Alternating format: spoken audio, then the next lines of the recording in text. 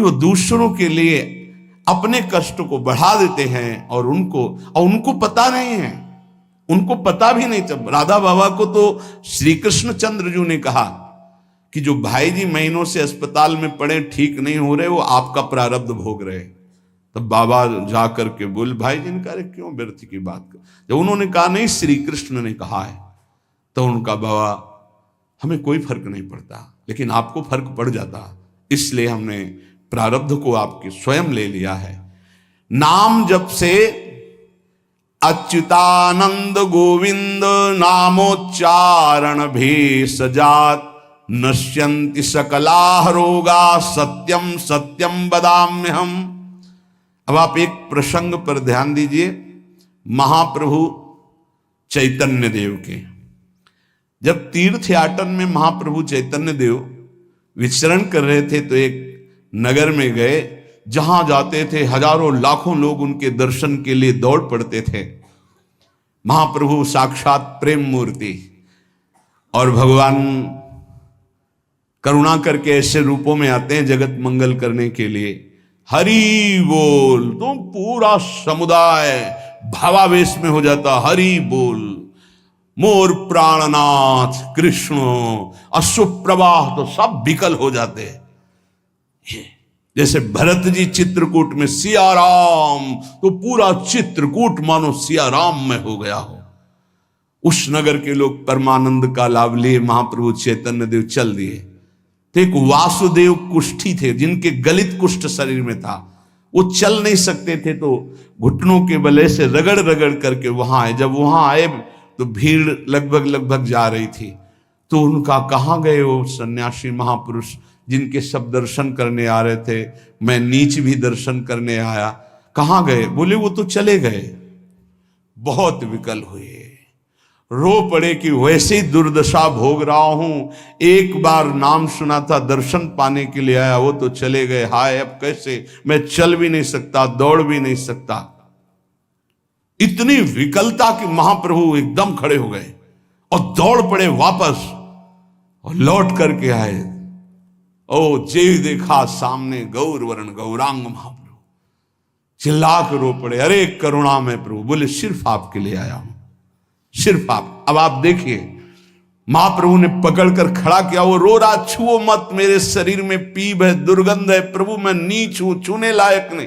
प्रभु ने खड़ा किया और ऐसे जीव ही गले से लगाया, वो तो चीख पड़ा, प्रभु आपके इस परम पावन देह के स्पर्श लायक ये दे नहीं, नाथ आपके शरीर में पीप लग जाएगी।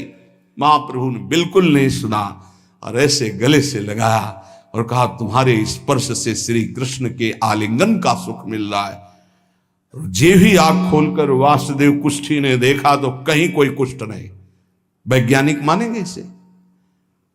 आप चैतन्य चरित्र में पढ़ लीजिए, जे ही महाप्रभु चैतन्य देव ने आलिंगन किया, एक भी कुष्ठ का दाग नहीं रह गया। क्या हुआ? कृष्ण नाम का प्रभाव।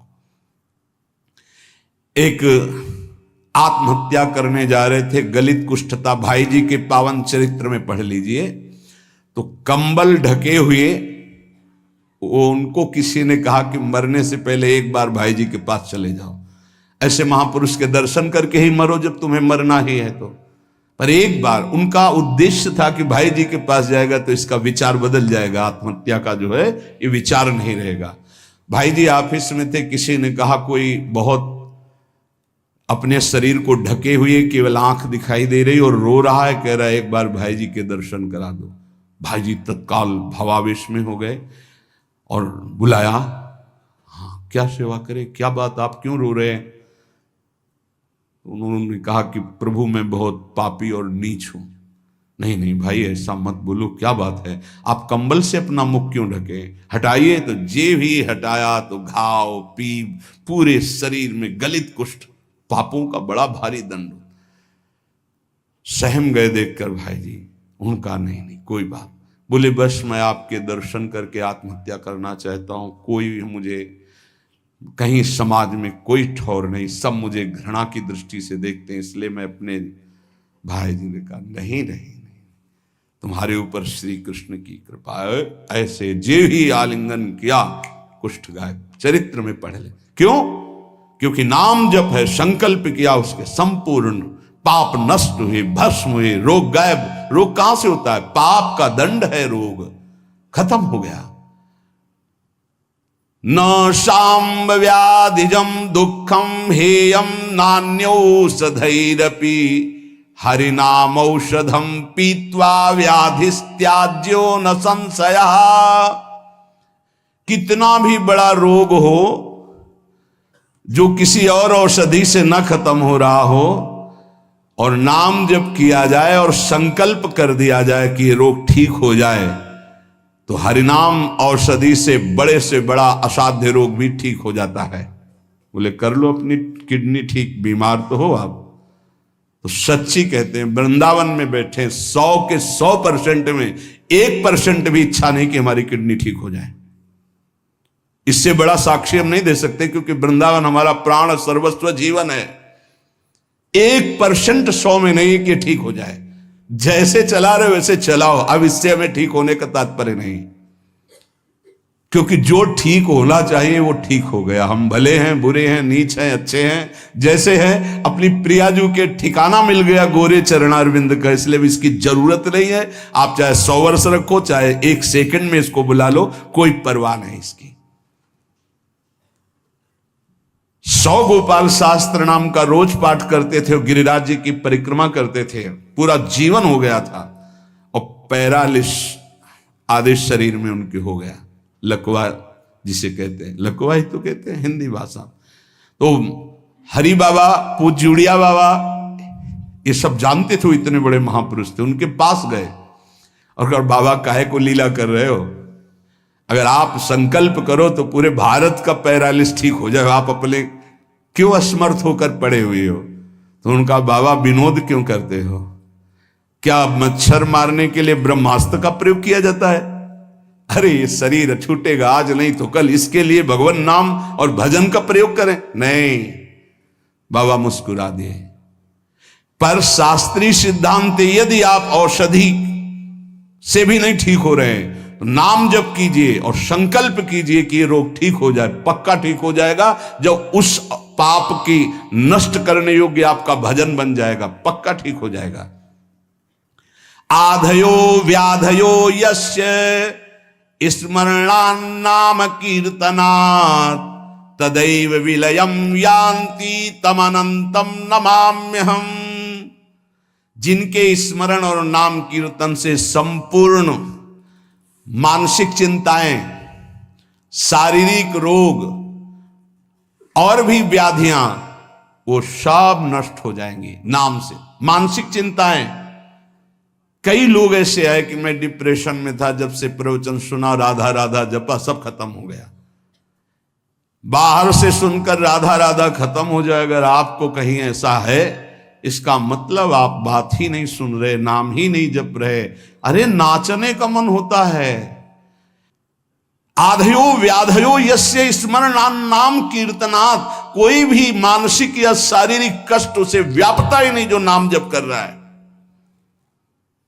सच्ची मानिए, आप पकड़िए, इस बात को पकड़िए, नाम जप से सब कुछ ठीक हो। एक बहुत डिप्रेशन में यहीं आए हुए थे, उनको हमने बताया सबके जूते साफ करो, यहां सबकी पादुका साफ करो, वाणी पाठ में बैठो और पाओ श्री जी की जूठन, ठीक हो जाओगे। यह कोई आशीर्वाद नहीं था, ये पाप नष्ट करने की प्रक्रिया थी। जब आप सबकी पादुका साफ करोगे तो आपके सारे पाप नष्ट हो जाएंगे। पर देहाभिमान प्रबल, पादुका हम सबकी, ये बहुत बड़ी बात है।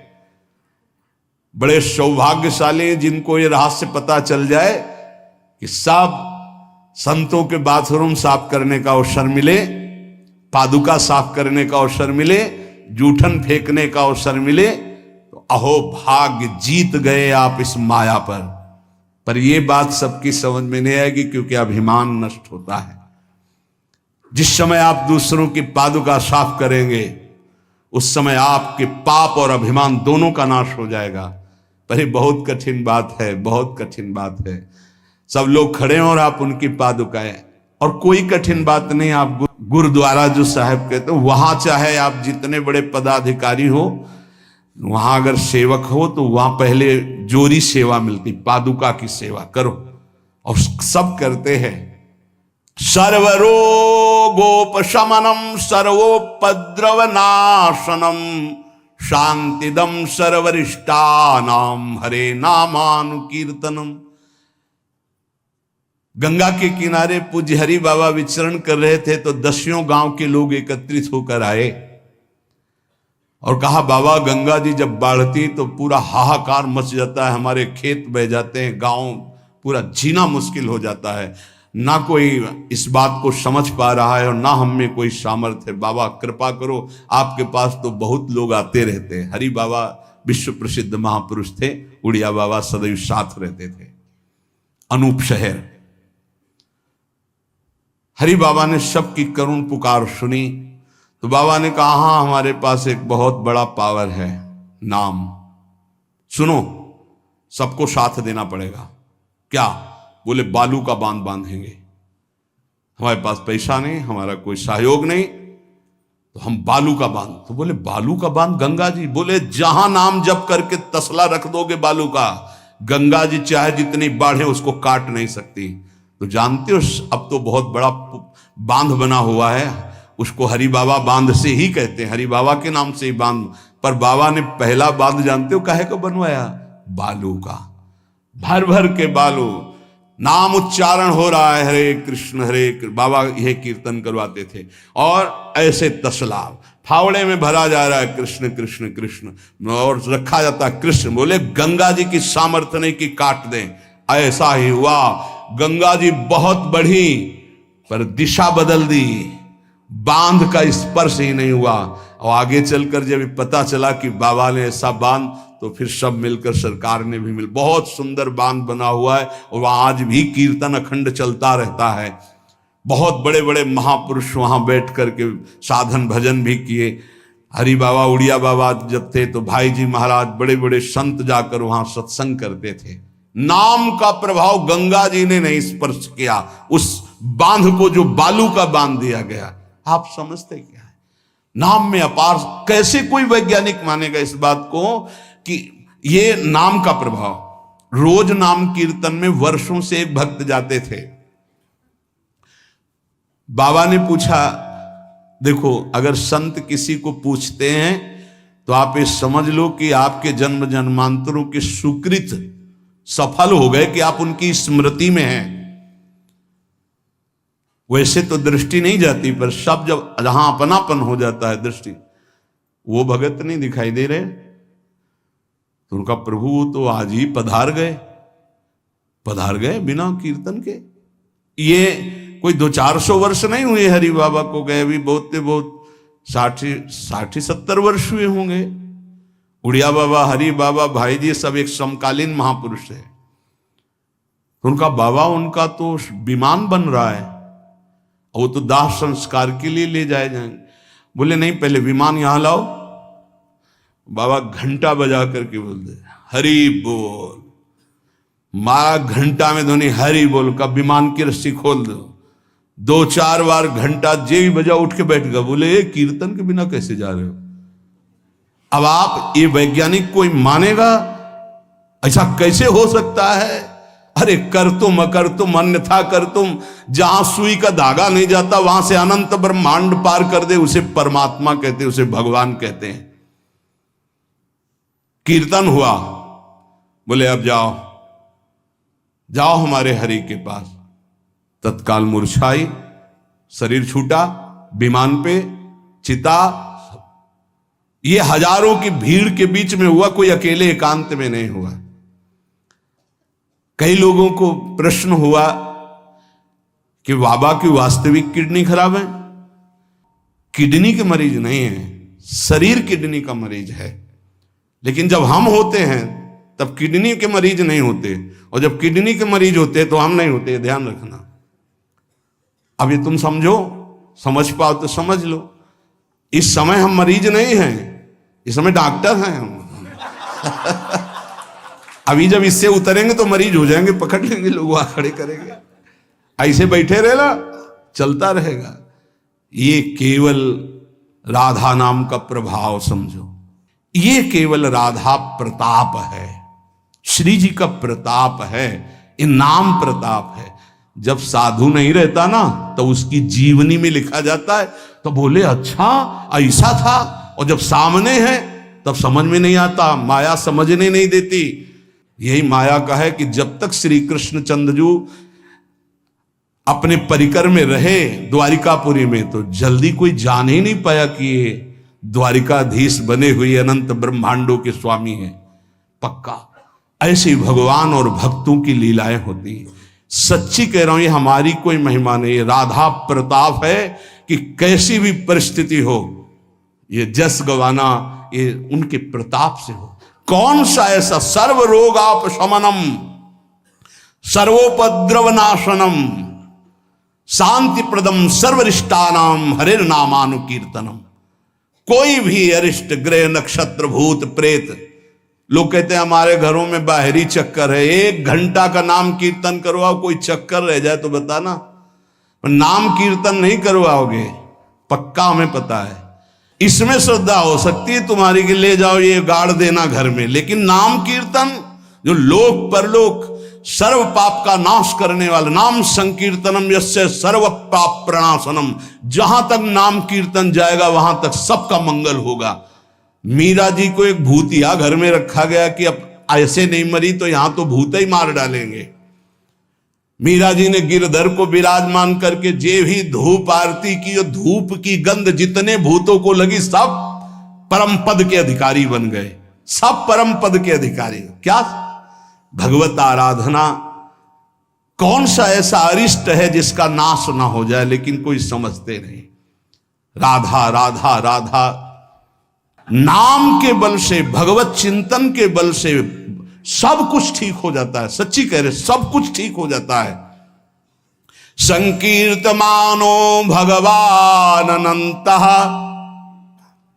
एक बार जो हमारे सन्यासी गुरुदेव भगवान थे, बिल्कुल साधारण बात, गांव के लोग, महाराज जी हमारी भैंस बहुत बीमार हो, वो मर गई तो हम गरीब आदमी मरी जाएंगे, क्योंकि उसी के दूध से परिवार चलता है। हम छोटे थे, गुरुजी के पास नीचे बैठे थे, गुरुजी तखत में थे। अरे भैया हम तो कोई पशु के डॉक्टर थोड़ी हैं। कहा स्वामी जी हमें पता है आप कर सकते हो, एक अपनापन होता है। तो ऐसे नारियल का कमंडल रखा था, उनका नारायण नारायण नारायण कटोरी में डाला और कहा लो भैंस को पिला देना। अरे भैंस ठीक हो गई। अब जितने भैंस हो गाय के थे सब वहां भीड़ लगने लगी। गुरुजी ने कहा भैया पशु के डॉक्टर थोड़ी, वो बेचारा गरीब आदमी था, ऐसा कह रहा। संकल्प कर ले और संत कह दे तो क्या नहीं हो सकता, क्या नहीं हो सकता। जाओ तुम्हारा मंगल हो जाए, तो उनके पास भजन है, उसके बल से मंगल हो जाता है। ऐसा थोड़ी कि वो कोई सिद्धि जानते कि तुम्हारा रोग नष्ट कर देंगे, जाओ तुम्हारा मंगल हो जाए। उनके पास नाम बल है, उससे हो जाता है। जब अनंत महिमाशाली भगवान का नाम जब किया जाता है तो नाम चित्त का मार्जन करके, जैसे सूर्य उदय होता है तो अंधकार नष्ट हो जाता है, ऐसे हृदय में ज्ञान प्रकाशित कर देता है। इतना नहीं कि वो पाप नष्ट कर देता है, विघ्न नष्ट कर देता है, विशुद्ध ज्ञान प्रकाशित कर देता है। नातः परम कर्मा निबंध कृंतनम मुमुक्षताम तीर्थ पदानुकीर्तनात् नायत पुनः कर्म सुसज्जते मनो रजस्तमोभ्याम कलिलम तथोन्यथा। एक बड़ा रहस्य की बात इसमें कह रहे, जो हमारा प्रारब्ध भोग है ना, नाम से इसको 1 मिनट में मिटाया जा सकता है, किसी के भी, अपने या दूसरे के। लेकिन हम बहुत बड़ा प्रारब्ध मिटा रहे हैं। अनंत जन्मों के कर्म संस्कार जो हमें बार बार जन्म मरण के चक्र में फंसाते, अब आखिरी जन्म होना है, इसलिए इस शरीर के प्रारब्ध तो सह लेते हैं, और आगे के जितने हो, पीछे के जितने हो, सबको भस्म करके भगवत प्राप्ति कर लेते हैं। इस रहस्य के कारण बड़े बड़े संत अपने शरीर के प्रारब्ध को नहीं मिटाते हैं। यद्यपि सामर्थ्य उनमें है, ऐसा नहीं कि वो नहीं मिटा सकते, बड़ी सामर्थ्य है। कैसी कैसी सामर्थ्य भाई जी महाराज के चरित्र में पढ़ करके आप देखो, अभी कोई बहुत वर्ष थोड़ी हो गए भाई जी को अंतर ध्यान हुए। कैसी कैसी सामर्थ्य सिद्ध महापुरुषों में हुई है नाम के बल से। लेकिन उनके शरीर में, जिस दिन बाबा का शरीर पूरा होना था, अंतिम समय था। सुबह उठे, ऐसे सत्संग हाल में आए और कहा आज तो श्मशान होगा। किसी को समझ में नहीं आ रहा था, बोले आज श्मशान होगा, किसी को समझ नहीं। अपने आप बैठ गए। जो भागवती कथा कह रहे थे आनंद चैतन्य ब्रह्मचारी, उनसे कहा कि आप रुको, और 2 श्लोकों की व्याख्या की। यद्यपि आत्मा का जन्म मरण नहीं होता, अजन्मा है, अविनाशी है। दूसरा, जिसका जन्म होता है उसका मरण निश्चित होता है, इस शरीर का। व्याख्या की, पद्मासन लगा के बैठ गए, कहा शुरू करो। किसी को कुछ समझ में नहीं आ रहा। 5 मिनट बाद ही घटना घटती है। आश्रम में ही रहने वाला ठाकुरदास या भगवान दास, जो भी उसका नाम हो, ऐसे नाम था, वो आया और कहा मोर पंख नहीं, तुम नहीं। वो गया और गड़ासा लेकर, जिससे चारा काटा जाता है, 6-6 इंच के घाव बाबा के हो गए। इतनी रफ्तार से मारा कि पूरी सभा लगी थी। पार्षदों को तो कुछ होश ही नहीं कि हो क्या रहा। सामने एक बुढ़िया माई बैठी थी, वो दौड़ गई और ऐसे पकड़, बुढ़िया माई उसको ऐसे पकड़ लिया। तब पकड़ते पकड़ते भी 5-6 गड़ा से बाबा के फव्वारे खून के से, और आखिरी बाबा के मुख से निकला ओ शांत। हृदय विदीर्ण हो गया कि अरे ये क्या लीला है। क्या वो जान नहीं रहे थे कि ये होने वाला है। पूज्य स्वामी श्री मग्नानंद सरस्वती जी महाराज, हमने बताया है, सुबह बैठे और कहा सुनो, जैसे शरीर हमारा छूटे ना, एक ऐसा बॉक्स जैसा बनाना, और उसमें पधराते समय सोचना कि भगवान विष्णु अपनी शेषशैया पर शयन करने जा रहे हैं और गंगा में प्रवाहित कर देना। अच्छा भाई, तो तुम लोगों में कौन कौन हमारे साथ चलेगा? अपने शिष्यों से कहा। तो सबसे बड़े शिष्य शिवानंद स्वामी थे। तो उनका सरकार जहां आप हो, हम बोले नहीं, तुम नहीं, तुम विज्ञ हो, समस्त हमारा आंतरिक ज्ञान तुम्हें प्राप्त हो चुका है, तुम जन समुदाय को ज्ञान प्रदान करोगे। और कौन कौन चलेगा? तो 10 लोगों ने कहा कि आपके साथ ही हम चलेंगे। ये किसी को पता नहीं था कि आज ही घटना घटने वाली है। ठीक है। ठीक 2 बजे बाबा सरकार लघु शंका के लिए निकलते थे, आसन से हटकर, फिर आसन में बैठ जाते थे। जेवी लघु शंका के निकले तो एक बावरा आदमी जो वहीं आश्रम में ही आकर के टिका था, सबको लगता था ये कुछ खतरा पैदा करेगा। वो गांजा पीता था, कुल्हाड़ रखता था साथ। बाबा सरकार रोज अपने भोग से दूध उसे पिलाते थे। जेवी लघु शंका को निकले 8-10 कुल्हाड़, ऐसे महापुरुष के जो अस्थि मात्र हो रहे शरीरा, योग के पुंज एक ही समय में कई जगह पाए गए। ऐसे सिद्ध महापुरुष मग्नानंद सरस्वती जी महाराज एक ही समय में कई जगह पाए गए। बाबा सरकार को लहू लुहान हो गया। आए उस स्थिति में सब अधकटे अंग सिद्धासन में बैठ गए। वो पीछे आया और जिन 10 लोगों ने कहा था साथ चलेंगे, सबको मार के, और जिन लोगों को बाबा सरकार ने कहा था नहीं, एक भी खरोच उनके शरीर में नहीं आई और भाग गया। मानो काल ही ऐसे, उनको पता था। ऐसा नहीं कि भजनानंदी महापुरुषों को पता नहीं होता कि अब क्या होने वाला है, पर वो भगवान के रहस्य को वैसे ही रखते हैं जैसा भगवान चाहते हैं। क्या पूरे जीवन भर महान तप, परिणाम अंत में तो ये परिणाम थोड़ी है। भगवान करुणा निधान बड़ी प्रसन्न मुद्रा में पीपल के नीचे, बहेलिए ने देखा श्री चरण का तलवा, तो ऐसा उसको भ्रम हुआ कि हिरण का मुख माला तान के बाण भगवान के चरणों में। जो ही नजदीक गया देखा द्वारिकाधीश भगवान, कांप गया। भगवान ने कहा मम इच्छा कह दीन दयाल। तुरंत दिव्य विमान आया और उससे कहा इसका फल है कि तुम परम पद में जाओ। और भगवान अंतर्धान हो रहे, निमित्त बनाकर वो सशरीर भगवान अंतर्ध्यान। भजन करने से इसका कोई लेना देना नहीं देता कि शरीर को रोग है, कि शरीर कैसे छूटता है। इतने महामहिम बक्सर वाले पूज्य मामा जी महाराज, अद्भुत संत, जिनको मामा जी ही इसलिए कहा जाता था कि जानकी जी पर दृढ़ भाव था, मेरी बहन है, मेरे बहनोई राम जी हैं। शायद इनमें से किसी लोगों ने दर्शन किए, बहुत ही करुणामूर्ति। अगर कोई वैष्णव झुकता है तो लाठी रख करके प्रणाम करें। हमने काशी में और यहां वृंदावन में भी दर्शन, बड़ी सभा में सर्वश्रेष्ठ सम्मान दिया जा रहा था, और जब उनको बोलने को हुआ तो उन्होंने कहा मां अपने गोद पर बेटे को बैठा लेती तो ये कोई सम्मान बेटे का नहीं होता है, ये मां का दुलार होता है। ऐसे आप सब महापुरुषों ने ऐसी वाणी, ऐसी दैन्यता, और शरीर कैसे पूरा हुआ जानते हो? जा रहे थे भगवत कथामृत पान कराने, गाड़ी का ऐसे राधा अंतिम शब्द था, जो पास थे राधा, बरसाने से दर्शन करके गए थे, राधा गए। किस हेतु से कैसे जाते हैं इसका निमित्त नहीं, कहां जाते हैं ये बात है। श्री जी के पास गए।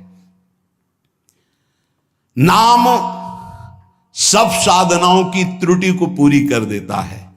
इसीलिए कल शाम के बहुत आर्त भाव से कह रहे थे कि 10 मिनट घर में कीर्तन कर लिया करो। आपके कमरे का वातावरण भागवतिक हो जाएगा यदि आप कीर्तन कर लेंगे। पर सुन लीजिए हमारी बात, माइक से कह रहे हैं तो भी नहीं सुनाई दे रहा है, नहीं सुनाई दे रहा है, इसका मतलब आप कर नहीं रहे। अगर करते हैं तो सुन रहे हैं आप। 10 मिनट आप चाहे गृहस्थ हो चाहे विरक्त हो, 10 मिनट कीर्तन कर लीजिए, आपकी कुटिया का वातावरण भागवतिक हो जाएगा, कोई आपको मानसिक विघ्न नहीं होगा। 10 मिनट कीर्तन कीजिए, अगर आप मान ले तो निर्विघ्न आपका समय जाने लगेगा। 24 घंटे में एक बार आपकी कुटिया में ताली या मंजीरा बजना चाहिए और जोर से नाम होना चाहिए, राधा राधा या राधा वल्लभ श्री हरिवंश, या जो और अन्य उपासना वाले हैं अपने उपास्य देव का नाम कीर्तन। जिस कुटिया में रोज नाम कीर्तन होता है उस कुटिया में कोई भी किसी अन्य के परमाणु हमें विक्षेप नहीं डाल सकते। ये रहस्य की बात है, पर कैसे मानोगे? तुम्हारा मन तुम्हारे ऊपर शासन किए तो हमारी बात नहीं मानोगे। यदि हमारी बात आपके ऊपर शासन कर जाए तो आज से शुरू कर दोगे। आपकी कुटिया में 10 मिनट कीर्तन की ध्वनि होनी चाहिए, होनी चाहिए। जैसे बड़े भाग्यशाली जन हैं, कई वर्ष पहले ये हुआ कि जिस कॉलोनी में रह रहे हैं उस कॉलोनी में कीर्तन होना चाहिए। आज भी कीर्तन, कितना सुख मिलता है जब आसपास ये राधा नाम का कीर्तन करते हैं तो हृदय, और 50 लोग पीछे चलते हैं नाम कीर्तन करते हुए, पूरी कॉलोनी में गूंजता है नाम कीर्तन। आप अपनी कुटिया में अपने मंगल के लिए, अपने वातावरण अनुकूलित के लिए, जो आपके दिमाग को भागवतिक बना सके, 10 मिनट नाम कीर्तन कीजिए, मान लीजिए, फिर आप परिणाम देखिए। जोर जोर से नाम कीर्तन कीजिए। नाम से समस्त त्रुटियों की पूर्ति हो जाती है। मंत्र तंत्र तच्छिद्रम देश कालार्ह वस्तुतः सर्वम करोति निश्चिद्रम नाम संकीर्तनम तव।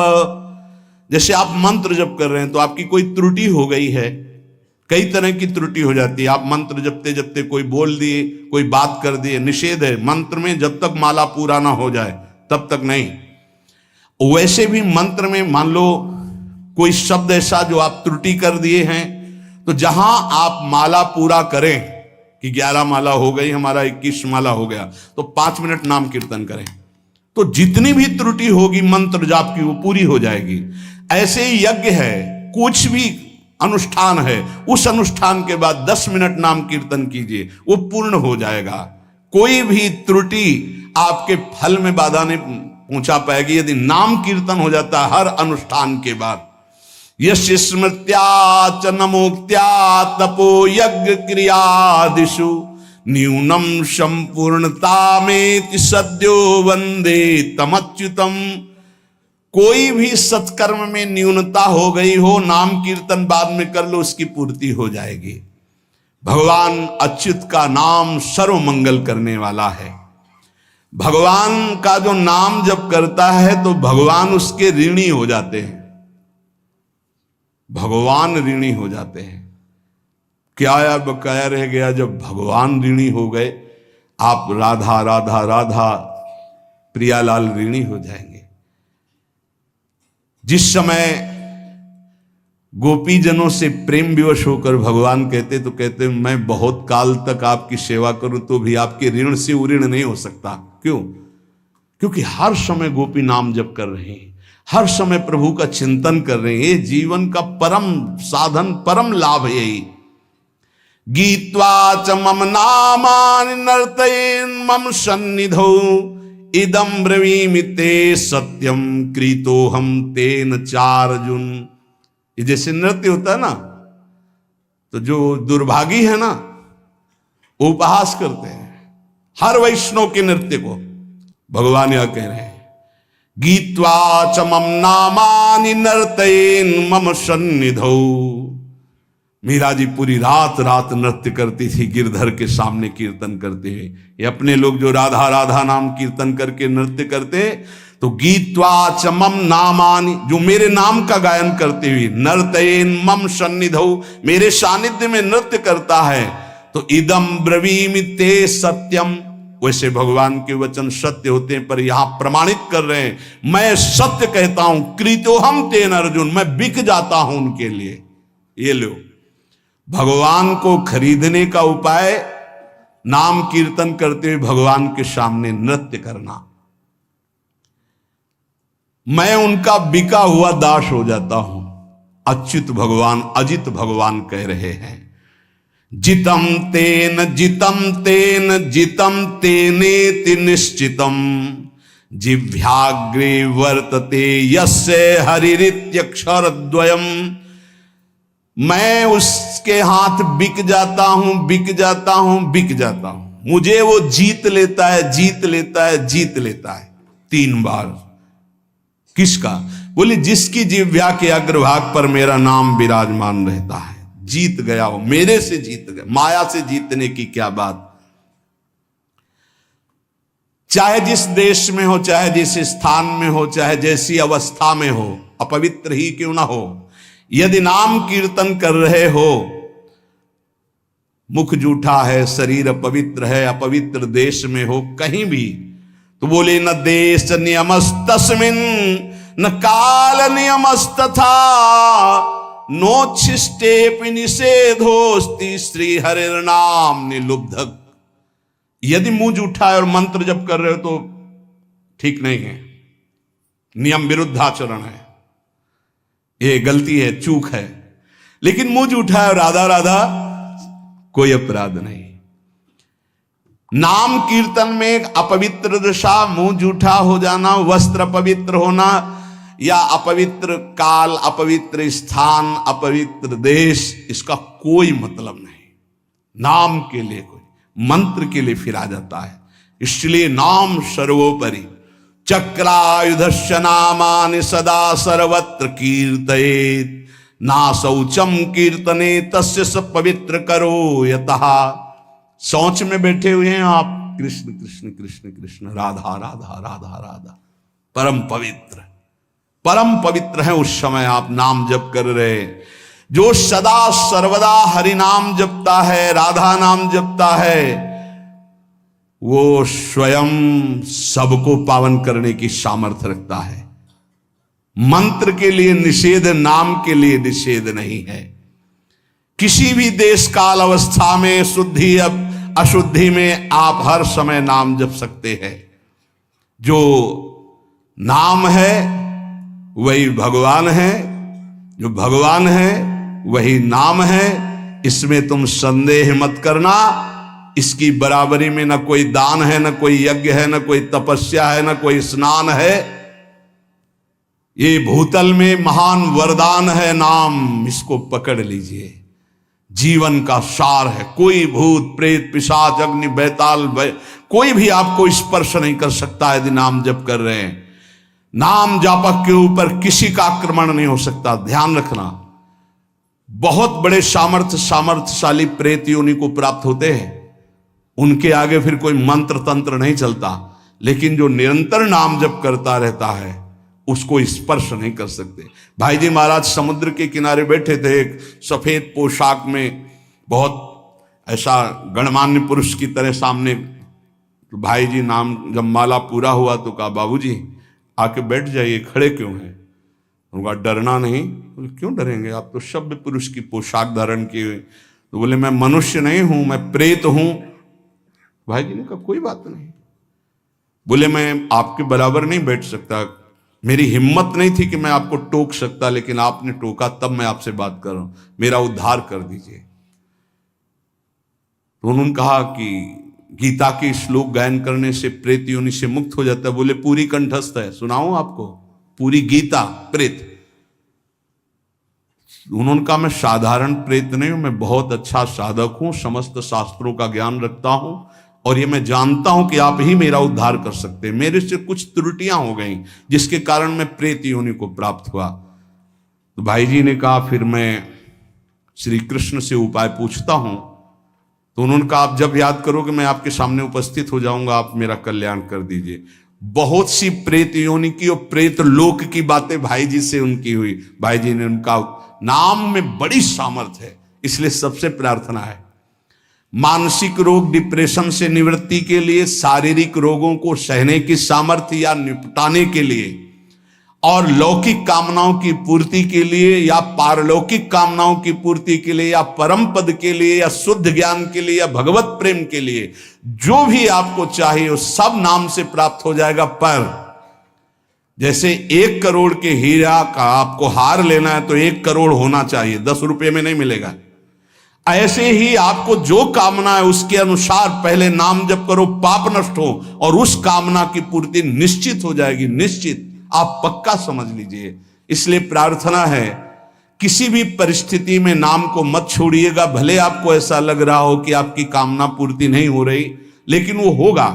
आपके पहले पाप नष्ट होंगे तब कामना की पूर्ति होती है, और अगर कहीं कामना ना हुई तो भगवत प्राप्ति करा देगा। इसलिए किनको भगवत प्राप्ति होती है, कैसे आचरण होते हैं जिनसे भगवत प्राप्ति होती है? बोले भगवत साक्षात्कार के लिए ये बातें अवश्य होना चाहिए।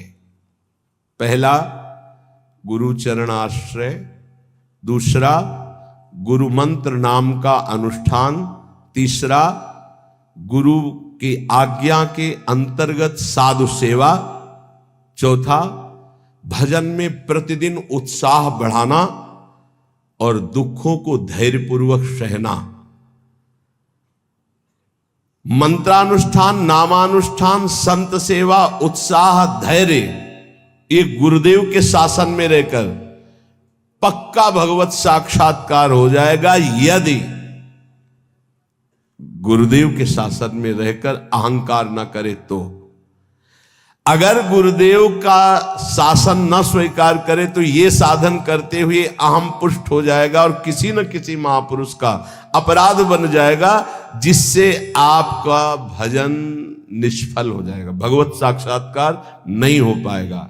इसलिए मंत्रानुष्ठान, नाम जप का अनुष्ठान, गुरु सेवा, संत सेवा, उत्साह, धैर्य, ये सब गुरु अनुशासन में करे, गुरु आज्ञा। आज संत सेवा का भाव है, आपकी अनुमति हो, आज्ञा हो। आज ये अनुष्ठान, आज ये हर बात, अब जो ही कहें करें हम सोई, आयुष लिए चले निज दासी। पहला। दूसरा, हर समय विचार करते रहो कि यहां कभी भी श्वास रुक सकती है, इसलिए मुझे यहां किसी से प्रेम ना होने पावे।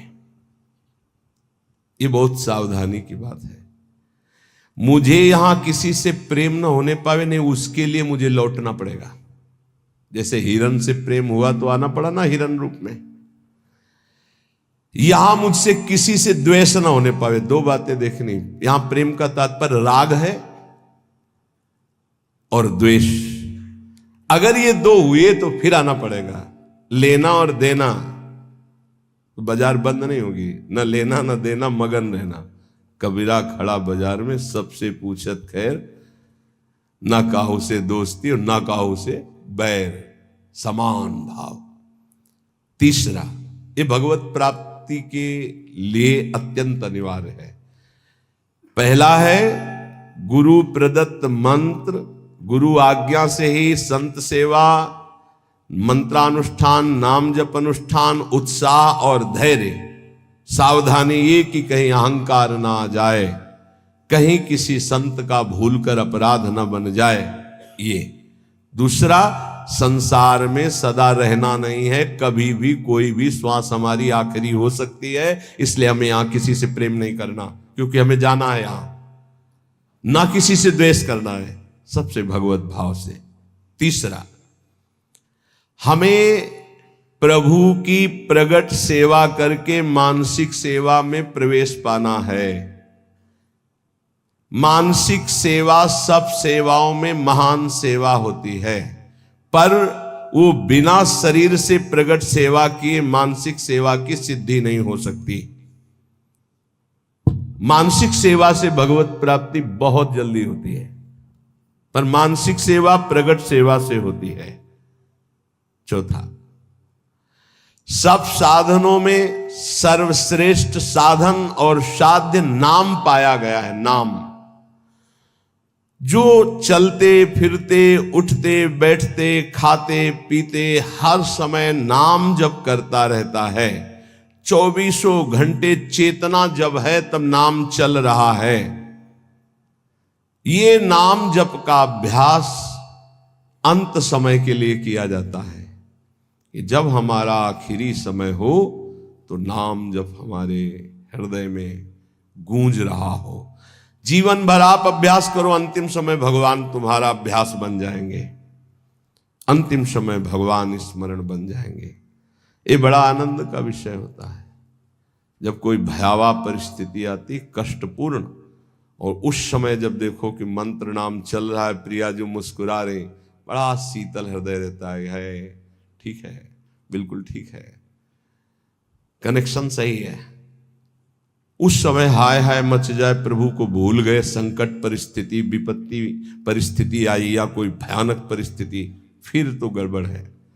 ये अभ्यास भजन का 24 घंटे किस लिए किया जाता? अंतिम समय के लिए। अंतिम समय निकल जाए, राधा कृष्ण हरि, बात बन गई। जब कोई जीवन भर अभ्यास करता है, ध्यान से सुनना, तो अंतिम समय उसका स्मरण भगवान बनते हैं।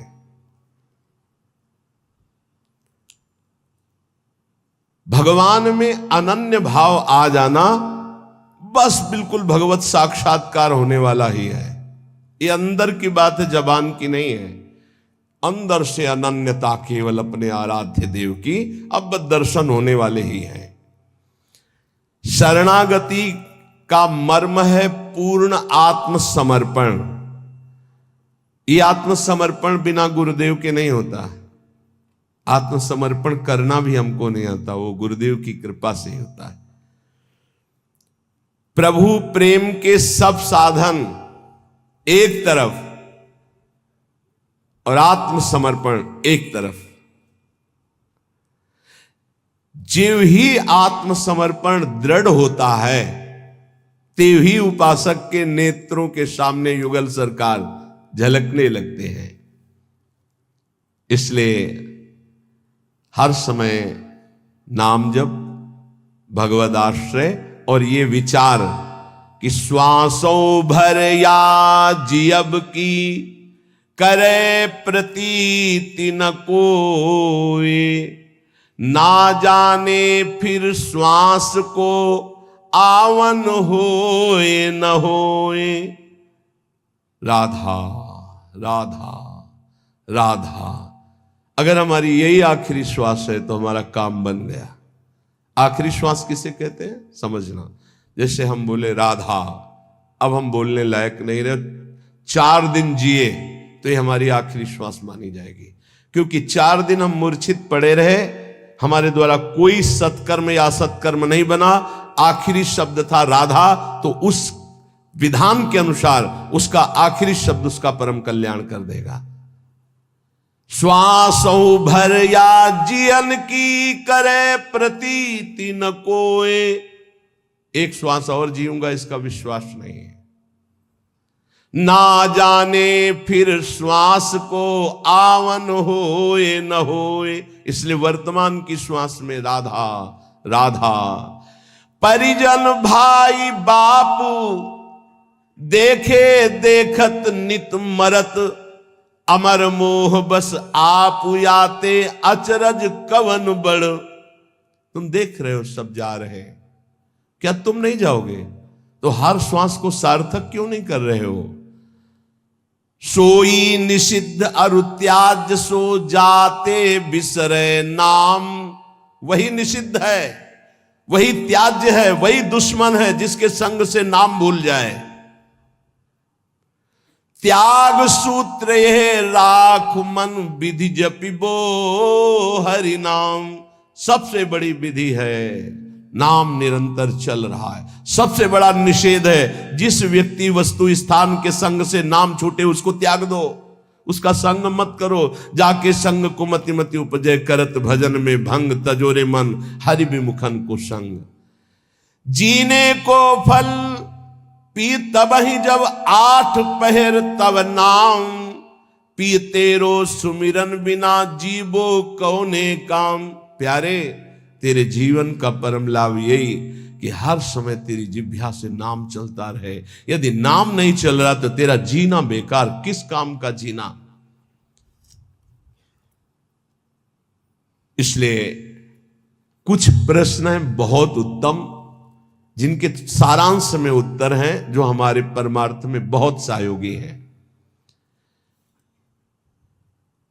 दीनता और नम्रता भगवान को बहुत प्रिय है, इसका क्या लक्षण है?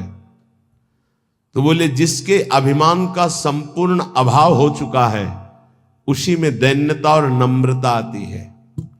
दैन्यता और नम्रता भगवान को बहुत प्रिय है, इसका क्या लक्षण है? तो उत्तर, जिसके अभिमान का पूर्ण रूप से अभाव हो गया है। कर्म किसे नहीं बांधते हैं?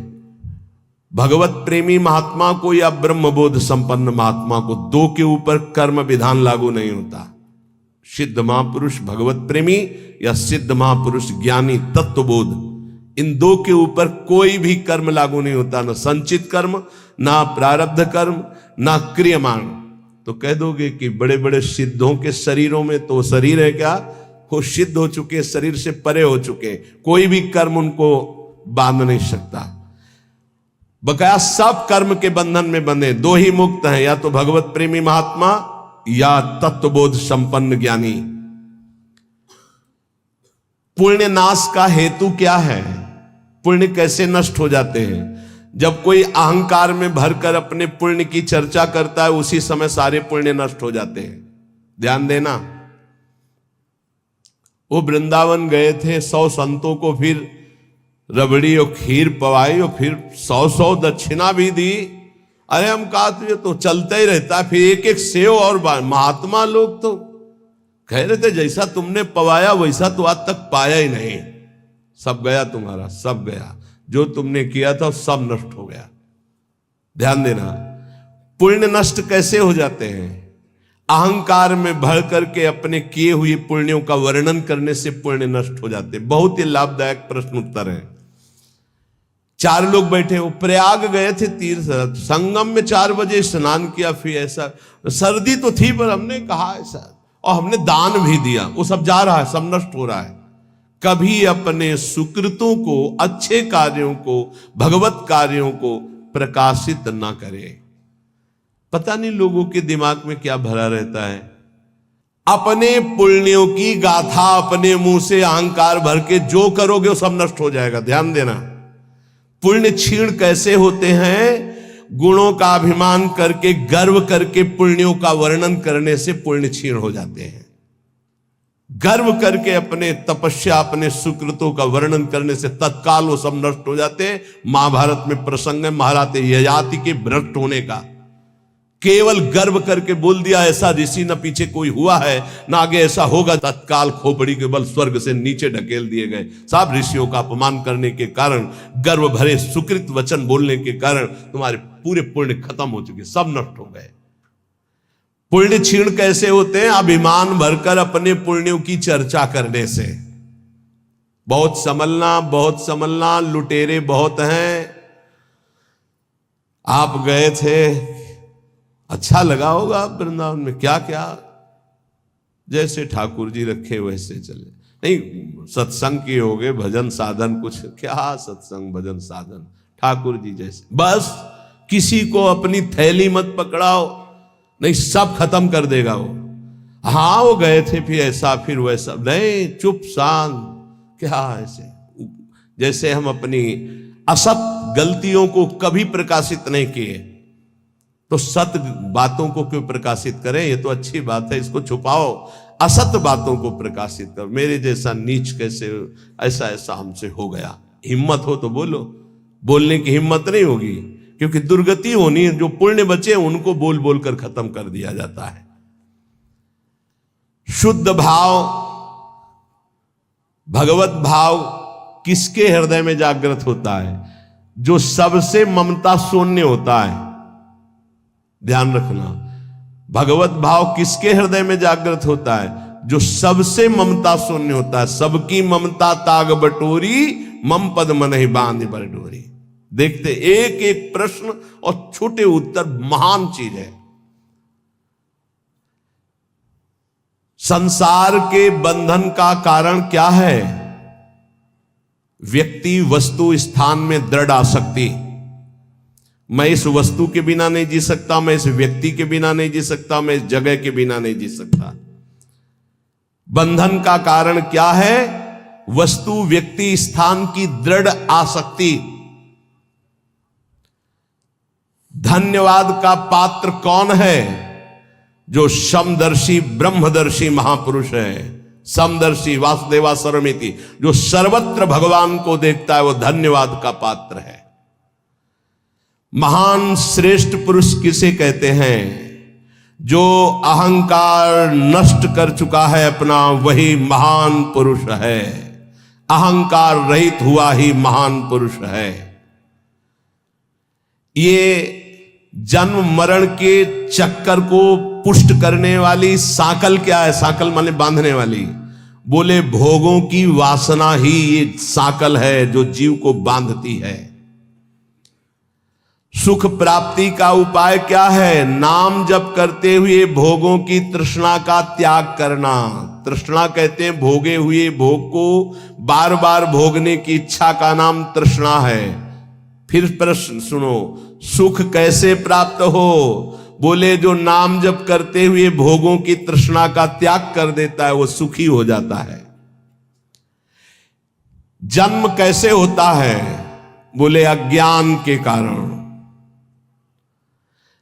नरक के समान या नरक की प्राप्ति कैसे होती है? बोले काम क्रोध लोभ की वृत्तियों से। काम क्रोध लोभ की वृत्तियों से नरक के समान कष्ट और नरक भोग की प्राप्ति होती है। जागा हुआ कौन पुरुष कहा जाता है? जो ज्ञानी है, विवेकी है, उसे जागा हुआ पुरुष कहते हैं। सबसे बड़ा दुश्मन कौन? अपनी ना जीती हुई इंद्रियां और मन। सबसे बड़ा दुश्मन कौन? अपनी ना जीती हुई इंद्रियां और अपना मन। भोगों में लगा हुआ मन और इंद्रियां सबसे बड़े दुश्मन। सबसे बड़ा मित्र कौन?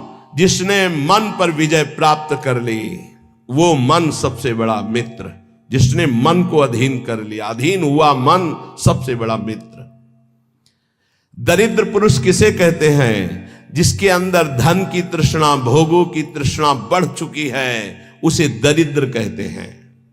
दरिद्र का मतलब गरीब नहीं होता। जिसकी जितनी मांग बढ़ गई उतना दरिद्र हो गया वो।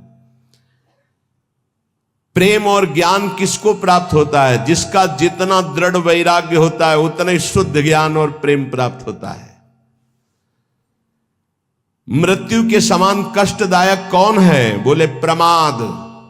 भजन में प्रमाद, दिनचर्या में प्रमाद, साधन में प्रमाद, कर्म करने में प्रमाद। ये प्रमाद ही मृत्यु के समान भयावह है। कैसे? प्रमाद किसे कहते हैं? ना करने योग्य के कार्य करने में रुचि और करने योग्य कार्य में अरुचि। ये जितनी जेल भरी है प्रमाद से ही भरी है। प्रेम किससे करना चाहिए? जो अपनी आत्मा है, जो अपने प्राणों से भी अधिक प्रिय है। कौन? अपने प्रभु।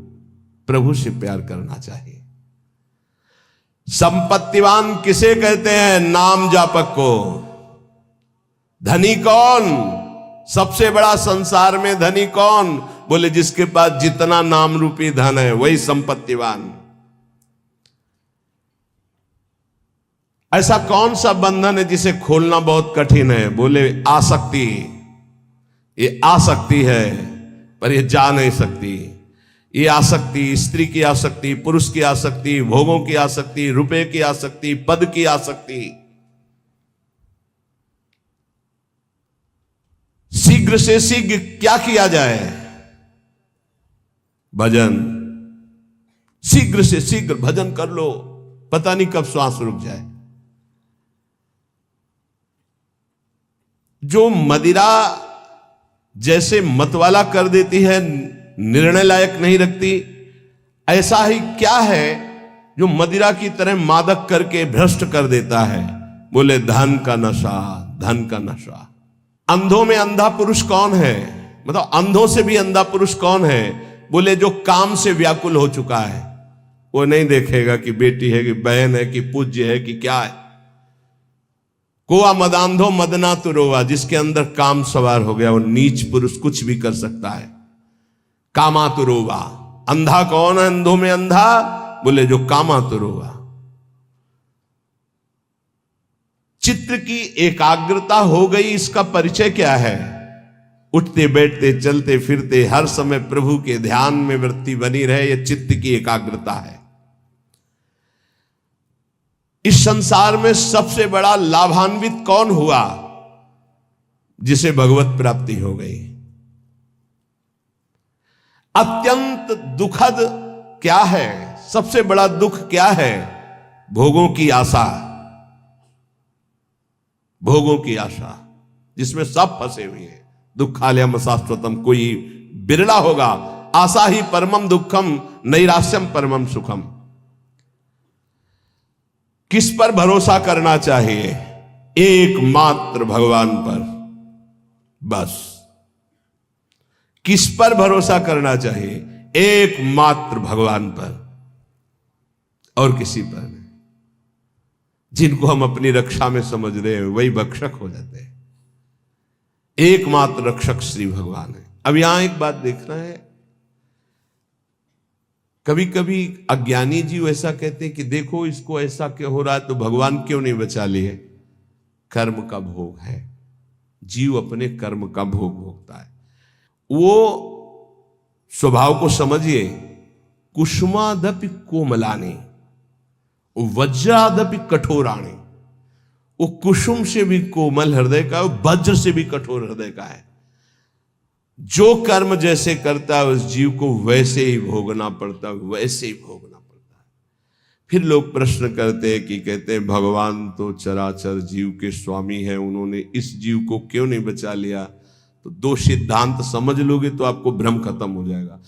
वो अपने आप से अपने आप को रचता है, शब्द याद रखना। वो अपने आप से अपने आप का पालन करता है, वो अपने आप से अपने आप का विनाश करता है, दूसरा कोई है नहीं। पहला सिद्धांत। और दूसरा, अगर तुम दूसरा मानते हो तो अवश्य में वो भोक्तव्यम कृतम कर्म शुभाशुभम, आपको अपने शुभ अशुभ कर्म भोगने पड़ेंगे। एकांत में किसी जीव को भून करके आपने खाया, अब आपको चौड़े पे भूनेगा कर्म आपका, चौड़े पे जला के तुम्हें राख कर देगा पक्का।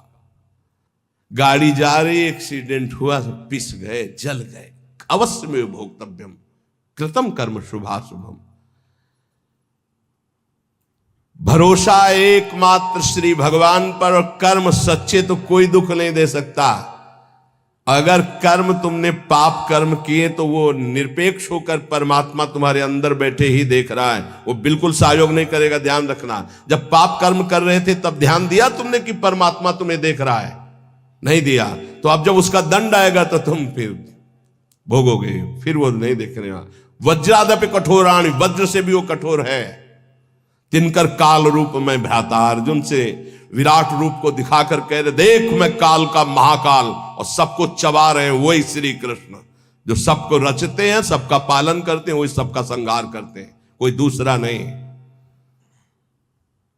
जो विवेकवान है वो कभी संशय नहीं करता, कहां गया भगवान, कैसे रक्षा, अरे वही है, वही उन्हीं में है, वही आग बना हुआ जल रहा है, वही आग है। बस किसका जीवन सबसे पवित्र और श्रेष्ठ माना जाएगा? जो निरंतर भगवान की आज्ञा में रहकर भजन करते हुए कर्तव्य कर्म करता है। समाधि किसे कहते हैं? जो चलते फिरते उठते बैठते हर समय परमात्म चिंतन में डूबा हुआ है, एकात्म भाव से। संपूर्ण त्रिभुवन को किसने जीत लिया? जिसने मन को निर्विषय कर लिया। मन को जीत लिया, त्रिभुवन को जीत लिया। संसार में सबसे श्रेष्ठ और महान कर्म कौन सा है? नाम जप, नाम कीर्तन, भगवत गुण श्रवण, भगवत गुण गायन। इस संसार में सबसे बड़ा वीर महान योद्धा कौन है? जिसने कभी काम के आगे घुटने नहीं टेके। जो काम विजयी है वो सबसे बड़ा योद्धा है। महान सुख प्राप्ति का उपाय क्या है? किसी से भी आसक्ति न करना। भारी विष से भी विष कौन है? विषय भोगों की आसक्ति। सबसे ज्यादा बंदनी कौन है संसार में? जो भगवान को प्राप्त कर चुका है वो सबका बंदनी है। उत्तम कीर्ति किनकी होती है? जो निरंतर भगवान में स्थित रहते हैं। बिस्तरे सब जग बिमल कीरति। सबसे नीच कर्म कौन सा है? काम भोग। जो धर्म विरुद्ध काम भोग सबसे नीच कर्म है। सदगुरु किसको मानना चाहिए? जो सर्वत्र भगवत दर्शन करता है। तत्वदर्शी महात्मा ही सदगुरु होता है, दूसरा नहीं। सदगुरु किसको माने? जो तत्वदर्शी है, भगवतदर्शी, सर्वत्र भगवान को देखता है। सर्वान वस्तुतया निरीक्ष परम स्वाराध्य बुद्धिर्मम, वही सदगुरु हो सकता है। सबसे भयावह दुख क्या है? मां के गर्भ में आना, जन्म लेना, फिर मरना। ये सबसे बड़े जन्मत मरत दुसा दुख होई। आनंदमय किसका जीवन है? जो निष्काम भाव से भजन में डूबा हुआ है, उसका जीवन आनंदमय है। सबसे उत्तम आभूषण क्या है? दैन्य स्वभाव। सबसे बड़ा आभूषण दैन्य स्वभाव। चिंतनीय वस्तु क्या है? ज्ञानी के लिए ब्रह्म तत्व आत्मा, भक्त के लिए प्रिय भगवान, यही चिंतनीय वस्तु है। सच्चा शिष्य कौन? जो गुरु की अक्षरशः आज्ञा पर बद्ध है, वही सच्चा शिष्य है। सबसे बड़ा तीर्थ स्नान कौन सा? बोले अपने आत्मा में स्थित हो जाना सबसे बड़ा तीर्थ। तीनों शरीरों का राख छोड़कर स्वरूप में स्थित हो जाना। सबसे बड़ा त्यागी कौन? जिसने दुर्वासनाओं का त्याग कर दिया। एक एक शब्द जब कल इनका चिंतन कर रहे थे तभी ये सुनना चाहिए, समझना चाहिए। ये कहा जाता है क्षमा कर दो, तो क्षमा का फल क्या मिलेगा? महान परमानंद, सदा सदा के लिए दुख की निवृत्ति। सदैव क्या है सुनने योग्य? बोले भगवत चर्चा। पाप किससे होते हैं? बोले काम से। तपस्या किसे कहते हैं? इंद्रियों के संयम से। जो जलन ताप होती उसको सह जाए उसे तपस्या कहते हैं। सबसे बड़ा सुखी कौन? जिसके अंदर कोई भी चाह नहीं रह गई। चाह मिटी, चिंता मिटी, मनुआ बेपरवाह, जिनको कछु न चाहिए ते साहन के साथ। सबसे दुखी कौन? जो जितना भोगी लंपट कामना वाला उतना ही भारी दुखी। सबसे बड़ा पूज्य कौन? जो भगवत प्राप्त। भक्ति नष्ट कैसे होती है? भोगी पुरुषों के संग से और भोग करने से। साधना से ज्ञान बढ़ता है, तो ज्ञान कैसे नष्ट होता है? अहंकार करने से। संसार का बंधन दृढ़ कैसे होता है? बोले सबसे राग करने से। सच्चा ज्ञान उदय हो गया, इसका परिचय कैसे मिलता है? बोले सदगुरु के चरणों में बैठ के संशय रहित होकर बात मानने से। सबसे बड़ा पाप क्या है? बोले माताओं बहनों में भोग दृष्टि से देखना। सबसे बड़ा पाप क्या है? माताओं बहनों को भोग दृष्टि से देखना। जीते जी मुर्दा कौन माना जाता है? जो पापी है, कामी है, आलसी है, क्रोधी है, वो जीते जी मरा हुआ आदमी है। मोह जीव को बांधता है। ये मोह नष्ट कैसे होता है? सब जगह व्यर्थ मिथ्या दृष्टि करने से। शरीर नहीं रह गए, अमुक ये भी नहीं रहेगा, तो मोह होगा ही नहीं, सब जाएगा, सब नष्ट होगा। सबसे बड़ी दृढ़ फांसी क्या है? विषय भोगने की चाह। प्रभु किसके अधीन हो जाते हैं? प्रेम के। सुखद पवित्र आहार कौन सा है? जो भगवान को समर्पित किया गया और अल्प मात्रा में पाया जाता है। जो भगवान को समर्पित किया हुआ प्रसाद और अल्प मात्रा में पाया जाता है, थोड़ा। उत्तम स्वभाव वाला कैसा होता है? हर प्रकार से शांत रहना। कोई कितना गुस्सा दिलाए, गुस्सा ना होना। संगति किसकी बुरी